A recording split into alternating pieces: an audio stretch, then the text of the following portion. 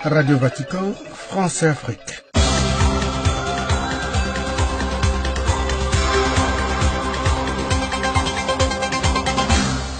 Nous allons, dans le cadre de l'actualité de l'Église, décortiquer au cours de différentes éditions de notre programme le dernier message des évêques de la République démocratique du Congo sur les conditions de vie de la population dont ils ont la charge pastorale. Pour le faire, Radio Vatican s'est entretenu avec Monseigneur Fridolin Ambongo, archevêque de Mbandaka Bikoro et vice-président de la conférence épiscopale de son pays.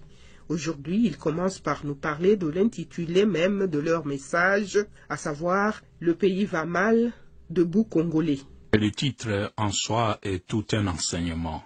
Il suffit de regarder notre peuple, le peuple congolais aujourd'hui, c'est un peuple courbé. Il est courbé sous le poids de toutes sortes de vicissitudes qui sont tout simplement dues à la méchanceté de l'homme. Et cet homme, malheureusement, ce sont nos frères et sœurs, congolais et congolaises. Nous, avec notre regard de pasteur, nous disons, mais ça ne peut pas continuer comme ça. Ce peuple congolais pouvait vivre mieux. Il a tout ce qu'il faut pour vivre mieux. Mais pourquoi il ne se redresse pas conformément aux vœux de père de l'indépendance? Dressons nos fronts, longtemps courbés.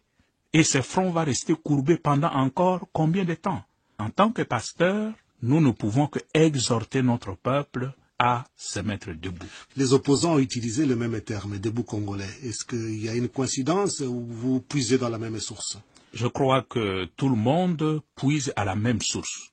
Et la source, ce n'est pas tant l'hymne national. La source, c'est la souffrance de notre peuple qui est courbé. Il suffit de regarder ce peuple, et pour peu qu'on a encore un peu de l'amour, qu'on a encore un peu de la compassion pour nos frères et sœurs, on ne peut qu'être touché par la souffrance de ce peuple qui a le dos courbé depuis très très longtemps. Dans votre message, vous parcourez alors la situation de votre pays et vous arrivez à vous poser la question, que devons-nous faire? Voilà, c'est la question que je vous pose maintenant pour développer un peu davantage et vous demander effectivement à la population de votre pays de prendre en main le destin commun. C'est que notre constat, c'est que le peuple congolais a toujours compté sur la classe politique pour son avenir. Mais le constat est là, un constat vraiment amer, qui ne pourra plus fonder son avenir, un avenir heureux, un avenir meilleur, sur ce genre de classe politique que nous avons aujourd'hui au Congo.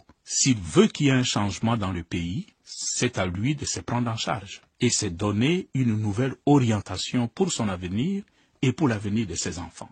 La classe politique, heureusement, on trouve encore quelques-uns qui se distinguent. Malheureusement, leur voix ne se fait pas entendre. On a l'impression qu'il y a un système qui s'est mis en place au Congo, qui broie la bonne volonté, qui noie les efforts de ceux qui voudraient tirer le pays vers le haut pour que le pays continue sa descente aux enfers. Et nous ne pouvons pas rester bras croisés devant une situation pareille. C'est pourquoi nous, en tant que pasteurs, nous exhortons notre peuple à ce courage prophétique, à ce courage qui fait délier des liens et qui permet à un peuple de faire le saut qualitatif pour son bien. Pour son bien, mais sans tomber dans la rébellion, dans le désordre. Nous, en tant que pasteurs, nous ne pouvons jamais inviter à la rébellion, mais se prendre en charge ne signifie pas nécessairement entrer en rébellion et continuer à tuer les autres, mais il y a des droits civiques qui sont reconnus au peuple dans la Constitution et on peut le faire comme nous les évêques nous faisons. Monseigneur,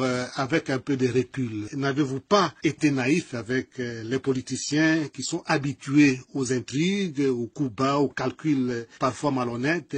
Aujourd'hui, vous vous rendez compte que peut-être vous étiez dans un océan de crocodiles politiques qui ont toujours des arrière-pensées derrière la tête et que vous, les évêques, vous vous êtes présentés là-bas comme de bons pères chrétiens. Effectivement, quand on fait la relecture d'une action sociale, on trouve toujours le pour et le contre. Et effectivement, ce que nous avons fait, il y aura certainement quelque chose à redire là-dessus, mais moi je crois que nous avions conduit cette médiation avec les meilleures bonnes intentions pour un avenir meilleur pour notre pays. Nous étions même convaincus que le pays allait dans la bonne direction et je crois que beaucoup d'éléments allaient dans ce sens-là. il y a un élément vraiment qu'il faut prendre en considération qui explique le blocage d'aujourd'hui, ou ce qu'on pourrait dire le déséquilibre dans l'équilibre qu'il y avait pendant les dialogues, c'est aussi la disparition du président Étienne Tshisekedi. C'est un élément fondamental.